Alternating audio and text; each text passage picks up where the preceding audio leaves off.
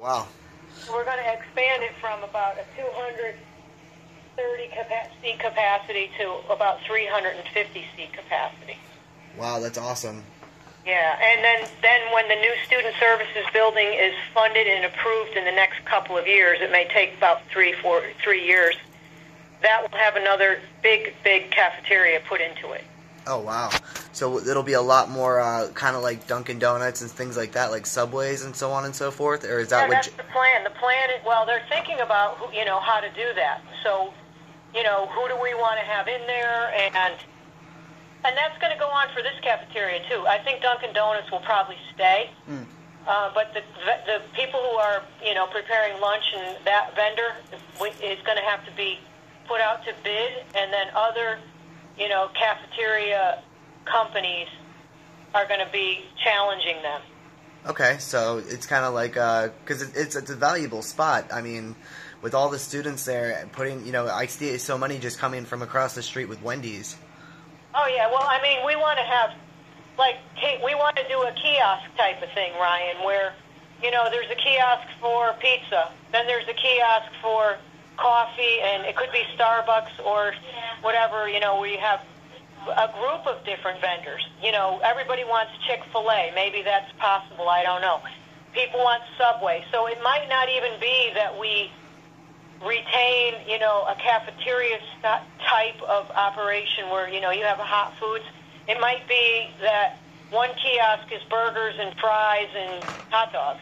One could be pizza and shakes. Who knows? You know what I mean? So we're looking at that because I think that's what the students want. They want more variety and choice, and they want a healthy variety. Students want better-looking salads and better fruits and vegetables and, healthier selection. Right. I'm a waiter, and I work in fine dining, and I tell everybody the first thing you do is you eat with your eyes.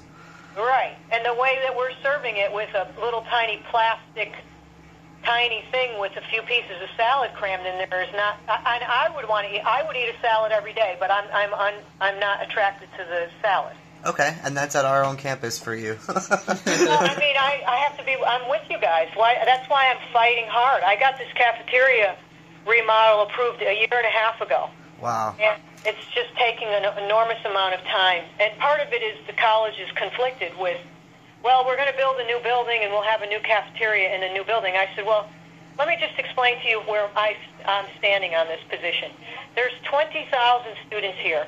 If you remodel the existing cafeteria and it accommodates 350 students, we're still about 19,000 seats short of what we need. So even if you added another 300 seats to a brand new building, that's going to accommodate 600 people. We still have plenty of room to grow. And in fact, what I would like to see at the college are little kiosks in different buildings positioned throughout the campus, not just in two spots or one spot. It should be, like the ET building has a kiosk, but they're not sustaining. There's something not happening that allows that to be a flourishing kind of spot for people. Do you know what I mean? I think they're either not serving the right food or people don't know it's there, but they're not generating enough revenue, I think, to make these things full functioning. And that's one of the things that we were talking about on one of the questions. I think it was like 8 or 9. Like, is there like an experimental way to put the vendors or something out there and trial by error type of thing? Like try a few different things out just by doing like a kiosk situation, so that way it doesn't involve too much. I guess because we were thinking of revenue for income, like for what it would cost to get that started. Yeah. Well, I think you guys have really good questions, and I think you're right on time with this because there is a consultant that's asking the questions about the vending and the food, the food vendors. And what do we think we need? What do we think we want? And I think that if you talk to Jessica, if she blows you off, Ryan, let me know. Okay. And I'll make sure that we have, I'll put together a group of students to do a focus group. And you guys ask all these questions and, we'll talk about all of it, okay? And yeah. I'll still do that anyways if you want. Yeah, fantastic. Yeah, if you could email us that those questions if you wanted to, that'd be fantastic. We also started doing a survey. We've been standing in front of Dunkin' Donuts like almost every other morning, just asking the kids like if there was a Starbucks on campus, would they be more than likely to go to Starbucks or keep coming to Dunkin' Donuts? And nearly more than half of them said they'd go to Starbucks. And then everybody agreed, regardless of who we asked, that the line for Dunkin' Donuts is just too long. And that it's only, and it's further from, like the nursing campus and things like that. For people to come over from different buildings from across campus, they don't have enough time. Right. So that's why we're thinking about, how can we put some, like, kiosk-y type of things in different buildings. The issue with that is employees' pay. You have to cover the cost of what it would be to put an employee in that area. So if it costs, $100 a day to have $200 a day to have an employee there for 7 or 8 hours a day, are you going to sell $200 worth of coffee, or $400, so that they make a net? Right, because your debt-to-income ratio has to be valuable. Right. So are we going to make $400 a day to cover the expenses of keeping that open? Correct. The college isn't interested in making profit. We're interested in making sure we cover the expenses. Now, would this also help create maybe part-time jobs for students on campus? Absolutely. I mean, we have jobs all over the place on campus for students. Fantastic. And that would certainly be something that they would want. They would want to have, access to student labor, because it's too hard to find people, to work for $10 an hour from 1 to 4 o'clock in the afternoon. You know what I mean? It's better for our students, and it's better for them. I also see it as this is Thomas Patching here, that it's opening kiosks and more options is also incentives for professors and better staff, and we can, keep the good staff here.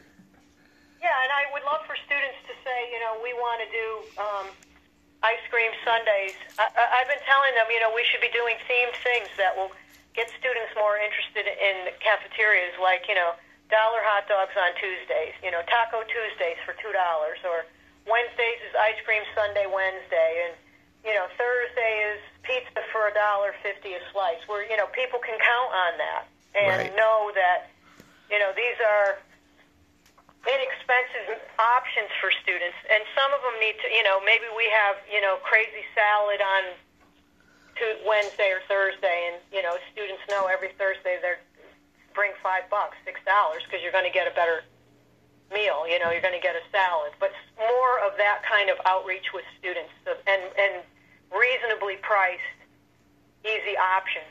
And that's one thing we noticed too, with some students telling us that they go to the vending machines because it's actually cheaper than going to the cafeteria for sodas or something like that. And they're not giving you good options. Like I would love to be able to get tropical smoothie. Where we could say to them, can you make $3 smoothies with greens and whatever you put in them. Protein drinks for $3 on Mondays and Fridays or something. Where students can have that option of having something under $5, but healthy and good, and I know young people like tropical smoothie.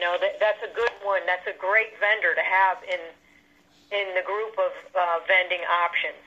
Right, and that's what we were thinking too. Now, do you think it's one of the issues might have been like Dunkin' Donuts is kind of more franchise than Starbucks. Starbucks is still very corporate. I used to work for them.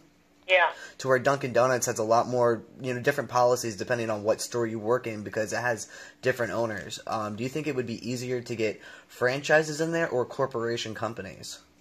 I think that what happens, from what I understand, is the college will go out for a search. They'll do a request for proposal, an RFP.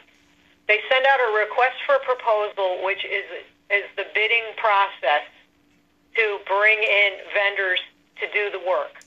So say there's a vendor, let's say it's Acme Food Service.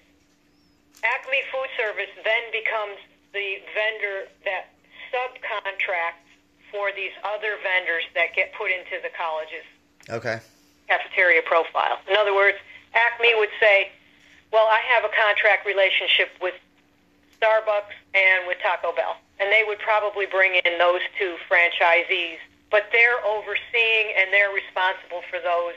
So it's sort of a third-party type of deal.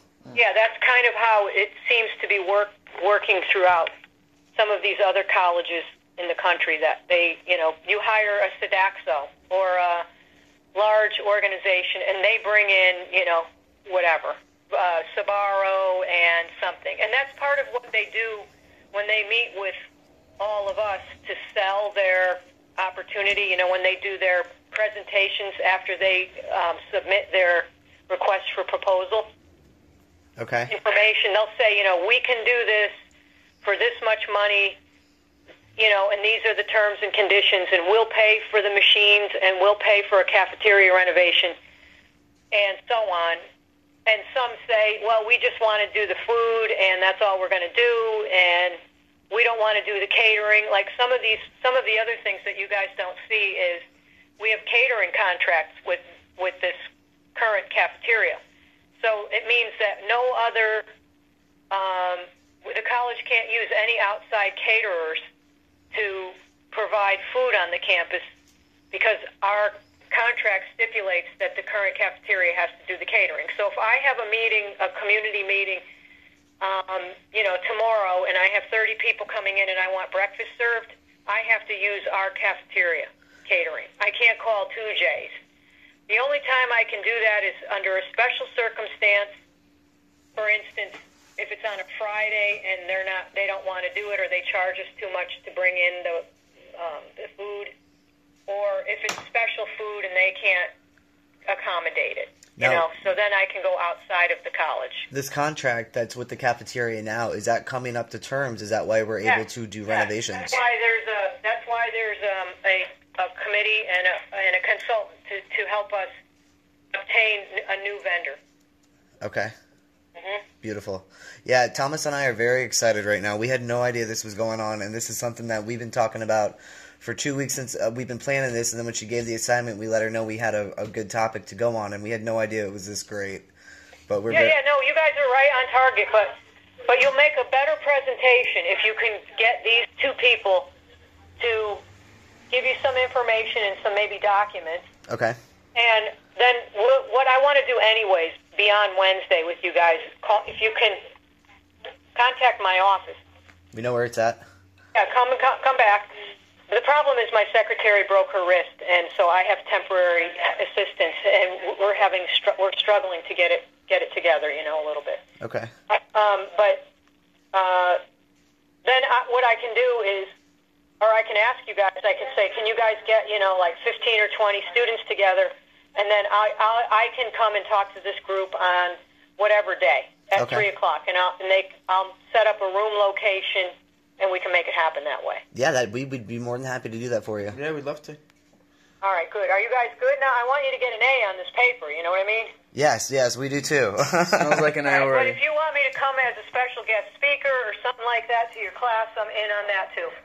Okay, yeah, because we do have to and we do have to have a visual, so the blueprints electronically would be fantastic. And if you would love to come into the class, I'm sure they would love to meet you. Yeah, so you can just don't send me an email because my email is tragic. Okay. Okay. Call or come in and bother me. Okay. Make sure it gets put onto my calendar. Wanda will put it on my calendar and make sure I go. Absolutely. We'll stop back by. I'll call Kirk Stetson and I'll tell him to look out for your call because you guys have to do your paper. I want you to be responsible for it. And then I'll tell him, can you give him the two blueprints electronically? Okay, perfect. And I will give Jessica Bender a call and ask her about the consultants. Yeah, you guys might not get her today because we're closed pretty much for development day and everybody's in meetings, but leave her a message so that, she'll call you back tomorrow. Okay, and I'll let her know you sent me. Yeah, excellent. Okay. Guys, take care. Thank you very much. Thank you very much for your time. Bye-bye.